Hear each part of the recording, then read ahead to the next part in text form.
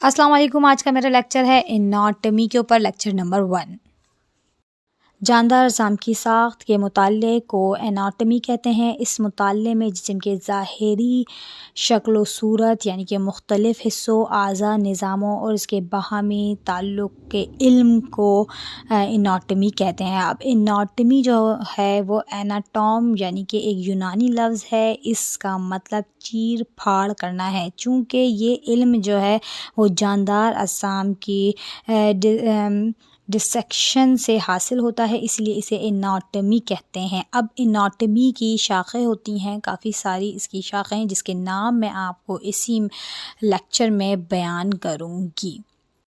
Anatomy की शाखें number 1 पर है ग्रॉस एनाटमी। ठीक है, इसका मतलब यानी कि इससे मुराद वो इल्म है कि हम किसी भी जानदार जिस्म को आँखों से देख सकें, यानी कि उसका मुआयना करने के लिए हमें किसी खुर्दबीन की ज़रूरत ना पड़े। मसलन हड्डियाँ हो गई, हड्डियों की शक्ल सूरत हो गई, यानी कि उसकी ऊपर की जो बनावट है वो, इस शाख को हम मैक्रो एनाटमी भी कहते हैं। नंबर 2 पर हम आएंगे हिस्टोलॉजी या जिंदा अजसाम को खुर्दबीनी बनावट देखी जाए, यानी कि हड्डियों का, अज़लात का, अज़ाए रेशा का और तमाम टिश्यूज़ को खुर्दबीनी बनावट जो होती हैं उनका मुताला किया जाए। इसे हम माइक्रो एनाटमी भी कहते हैं।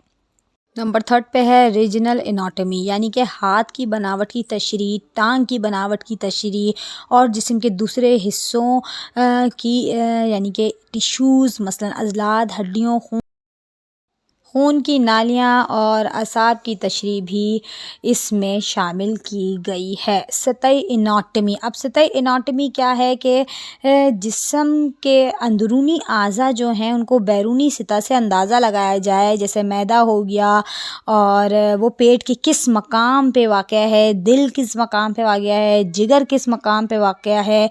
उज़ू को अगर किसी डॉक्टर ने चेक करना है तो कम से कम उसको ये पता हो कि उज़ू किस किस मकाम पर वाक़या है। इसको ज़ाहिरी उज़लात और हड्डियों के नाम की एनाटमी भी कहते हैं। नंबर 5 पे है सर्जिकल एनाटमी। अब सर्जिकल एनाटमी का मतलब है कि ऑपरेशन के लिए आपने किस तरह से जिस्म को काटना है, किस उज़ू तक आप किस तरीके से काटेंगे और कम खून खारिज हो और आप उस उज़ू तक पहुंच जाएंगे।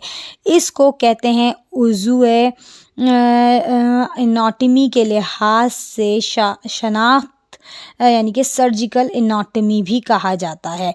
अब आऊँगी अप्लाइड एनाटमी के ऊपर, यानी कि इससे ताल्लुक़ वक़ू होता है, यानी कि हम किस तरीके से उज़ू की शक्ल व सूरत के मौलक़ात के साथ ताल्लुक़ का वक़ू जान सकें। ठीक है, यानी कि चलता है, अगर आपका बाजू है और हड्डी जो है वो हेमोमेरस के बलाई हिस्से और सर्जिकल गर्दन के पास है, तो टूटे हुआ कौन सा उज़ू मुतासिर होगा अगर दरमियान में टूटे, या कौन सा आज़ा यानी कि नर्व जो खून की नालियों को मुतासिर करे, खून की नालियाँ मुतासिर होंगी और सबसे निचले हिस्से के टूटने से क्या पेचीदगियाँ पैदा हो सकती हैं। अप्लाइड एनाटमी ही बताती है कि किस हड्डी का कौन सा कमज़ोर तरीन हिस्सा है, जो कौन सी हड्डी को के किसी भी मकाम से अक्सर टूटती है। ठीक है, नंबर 7 पे मार्बल एनाटमी। ये वो शाख है कि इसमें बीमार आज़ा की तशरीह की जाती है, यानी कि बीमारी की वजह से किसी सेहतमंद उज़ू में क्या क्या तब्दीलियाँ वाक़या हो रही हैं, इसको हम पैथोलॉजी भी कहते हैं। नंबर 8 पे सिस्टमेटिक एनाटमी। तो इससे मुराद जिस्म के तमाम जोड़ों का इल्म है। इल्म मफाजिल के सबक में जब जिस्म के तमाम हड्डियों का बयान, सिस्टमेटिक एनाटमी यानी कि हड्डियों के इल्म को, इसको हम ऑस्ट्रोलॉजी भी कहते हैं। तो अब इस एनाटमी को इन्होंने मंदरजा झेल अबवाब में शामिल कर दिया गया है, जो मज़ीद इन्होंने बढ़ा दी हैं, वो हम आगे चल के पढ़ेंगे। आज की वीडियो अच्छी लगी, वीडियो को लाइक करें, चैनल को सब्सक्राइब करें। मिलता है नेक्स्ट वीडियो में। अपना बहुत सारा ख्याल रखें। अल्लाह हाफ़िज़।